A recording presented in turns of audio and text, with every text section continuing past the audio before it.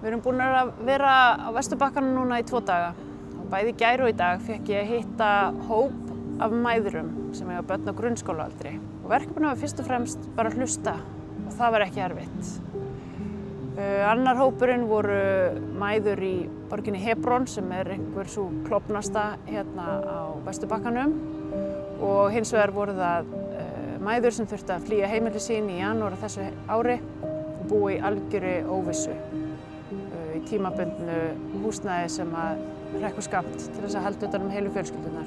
Það sem þeim lá á brjósti var brennandi þrá fyrir því að börnin sín fengju reglubundna, góða skólagöngu og menntun. Og svo komst að því að víða eru bara kennt í 3 daga í viku og margir úlfræðaskólar hafa þurft að loka og ekki ljóst hvar börnin sem þar sóttu skóla fá menntun núna.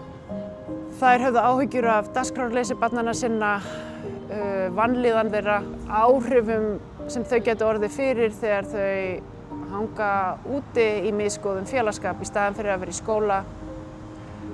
Þetta eitthvað sem við þekkjum öll, sem eru foreldrar. Það alveg sama við hvernig aðstæður við búum. Við viljum alltaf það besta fyrir börnin okkar.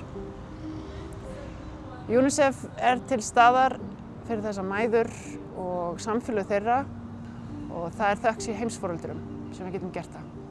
Takk heimsforeldrar.